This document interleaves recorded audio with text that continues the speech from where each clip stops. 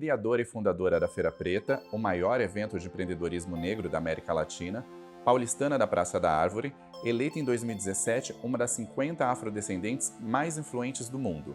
Essa é a Adriana Barbosa, a convidada de hoje do Guia Negro Entrevista.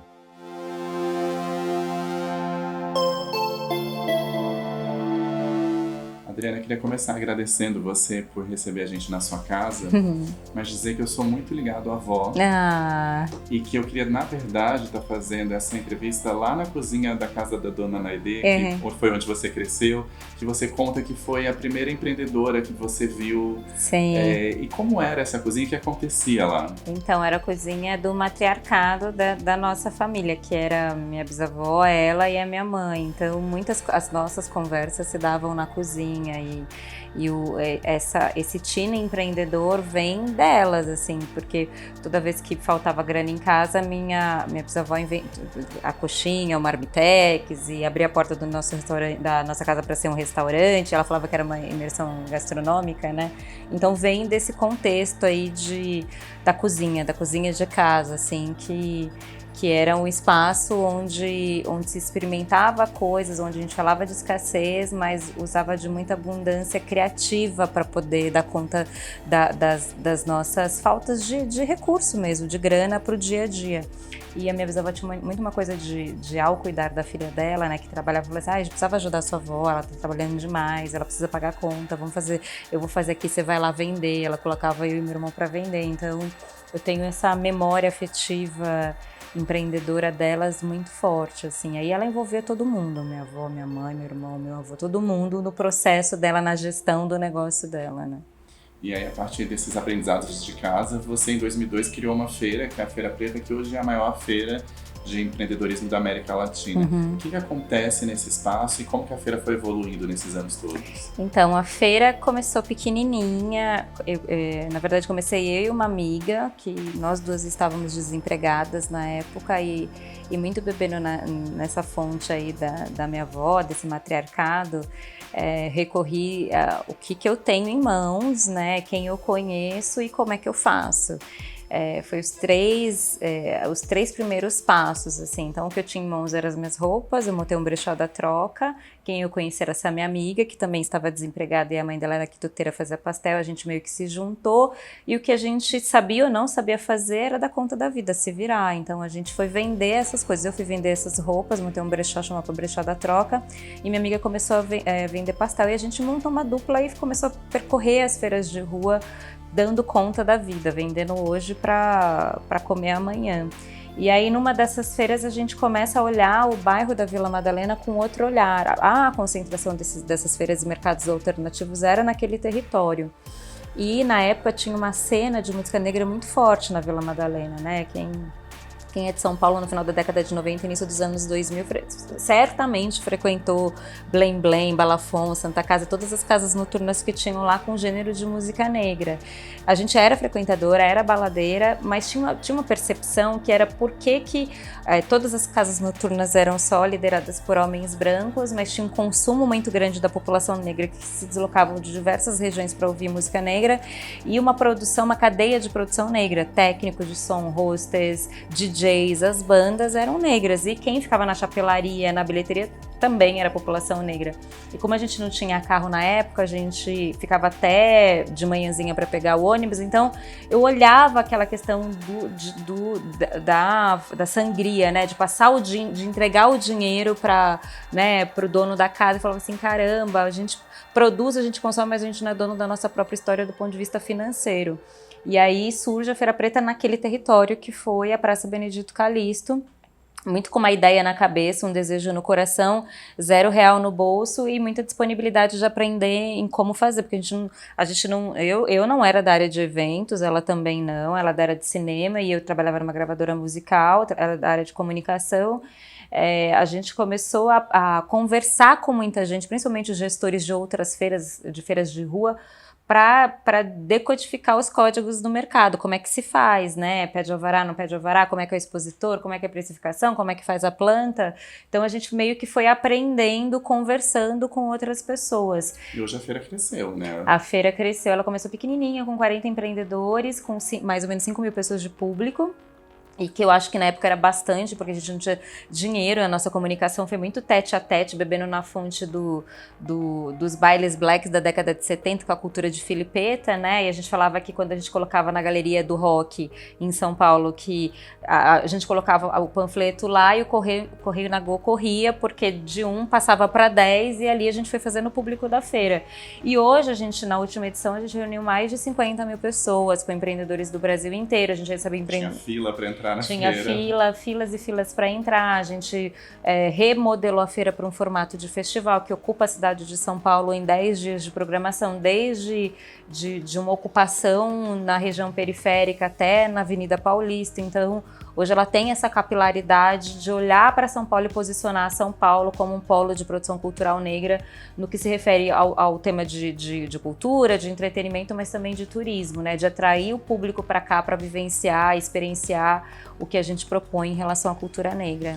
E hoje vocês têm feito outros trabalhos também de capacitação de empreendedores negros, Sim, né? E quando você precisa dar uma dica, se você pudesse dar uma dica valiosa para quem está começando a empreender, qual seria? Acho que para quem está começando a empreender, o que eu digo, acho que de cara é autoconhecimento, é saber, você ter clareza do que você sabe fazer. Assim como a minha avó sabia que ela tinha o domínio em relação à comida, fazer comida, e ela abriu a despensa para pegar o peito de frango, a geladeira peito de frango e a despensa para pegar a farinha de trigo, comece pelo que você sabe fazer, recorra o que você já tem em mãos, né, minimamente o que você já tem, e o terceiro, acione sua rede de contatos para te ajudar a fazer, ou principalmente para você vender. Sua primeira rede de contatos é o que vai te validar o produto, né, e a última dica é não fique esperando o plano ideal, sabe assim, quando eu tiver dinheiro, quando eu tiver um plano de negócio, não, comece pequeno, porque para errar, é mais fácil errar pequeno do que errar grande.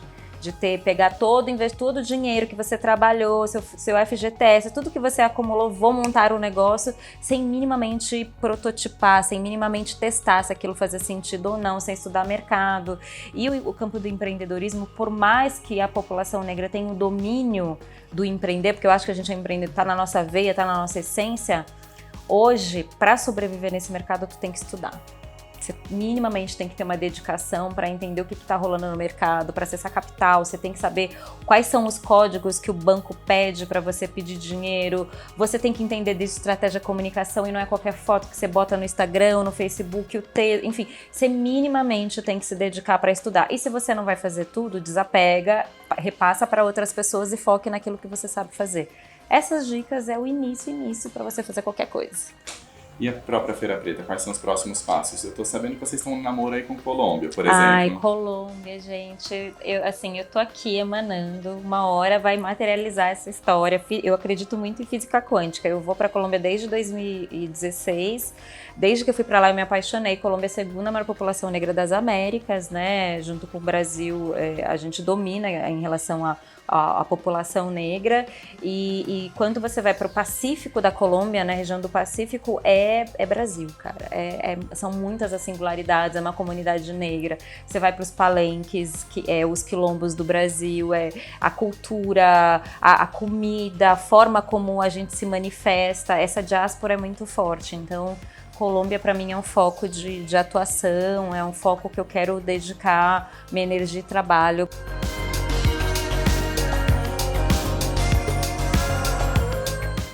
Uma das coisas mais fortes que eu vejo na Colômbia é que tem um senso de comunidade negra muito apurado, assim. Tipo, eu vejo eles muito articulados e pensando de forma coletiva. E o que o Brasil pode mostrar para a Colômbia é essa coisa do empreendedorismo, do fortalecimento identitário, como isso muda as lógicas comerciais, muda as lógicas políticas, né? Esse posicionamento político-racial, eu acho que o Brasil tem muito para contribuir para outros países.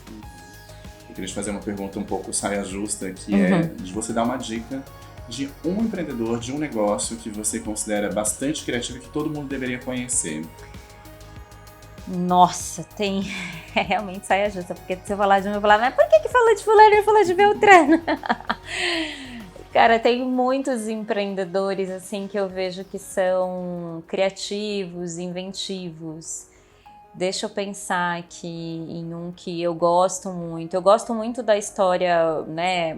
As pessoas a conhecem, que é a Shongani, que quando começou lá atrás, começou vendendo brincos, acessórios encapados com tecido de capulana, e hoje é uma referência. Eu lembro da Shongani vendendo brincos na Casa das Caldeiras quando a gente fazia as pílulas de cultura, e lembro da Shongani lançando um vestido de noiva, entendeu? Então ela teve todo um processo, criando o stylist para os atores negros das novelas, ela utilizando a comunicação como um veículo de propagação, né, do seu produto. Acho que ela tem esse olhar, enfim, de inovação. Vejo o coletivo MUC também. E falando da Shongani, tem um ateliê que é possível visitar. É possível visitar, você experiencia, né, essa questão do empreendedorismo. E fala um pouco do MUC. O MUC eu gosto, eu acho que eles são empreendedores, tenho certeza que eles são empreendedores, que é um coletivo de jovens.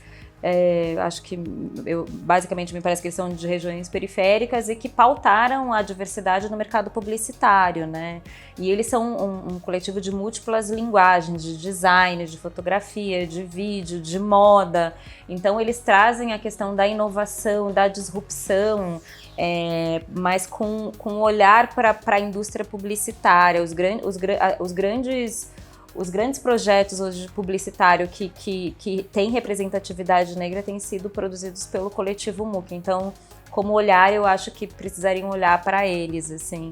E tá na gastronomia, no design, tem coisas maravilhosas hoje.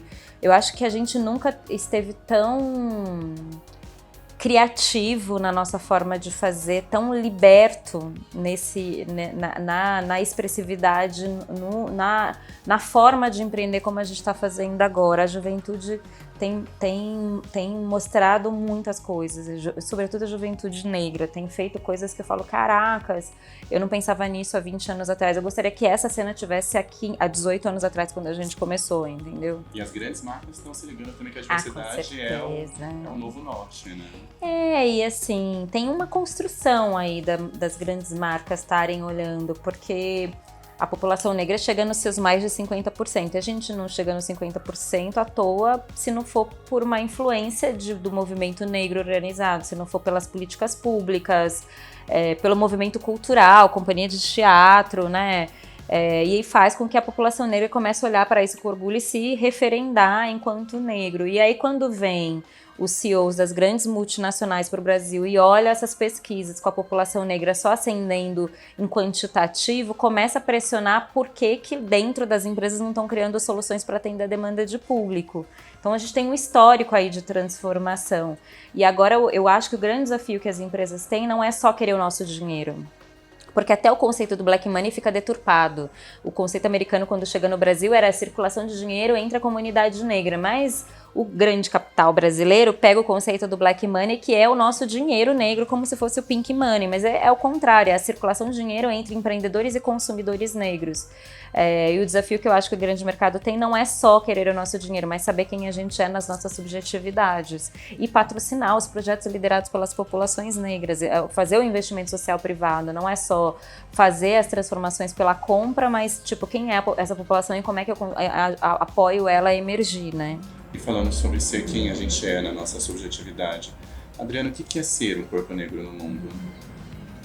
Ser um corpo negro no mundo é reconhecer as suas subjetividades, é reconhecer que a gente tem um ponto de partida desses 400 anos de escravidão, 131 anos pós-período da abolição, e o quanto essa marca histórica nos coloca em alguns momentos de desvantagem, e o quanto a gente precisa fortalecer a nossa autoestima para falar, ok, não é que não importa, mas como que eu vou avançar mesmo diante deste cenário, como que eu avanço diante do racismo institucional e estrutural. E aí é reconhecer as nossas fragilidades humanas, entendeu? Acho que cada vez mais a gente precisa falar de saúde mental, a gente precisa falar de bem-estar, a gente precisa transcender da resistência, sabe? Tipo, eu não quero só resistir, um corpo negro não pode ser só resistência. E aí eu acho que a chave do segredo é subjetividade, olhar para a nossa saúde mental, o nosso bem-estar, o nosso corpo. E eu vejo a pauta hoje da juventude negra em muitos lugares que eu vejo cada vez mais grupos de terapia, de suporte para essa questão da saúde mental. Adriana, obrigado pela entrevista. Eu que agradeço.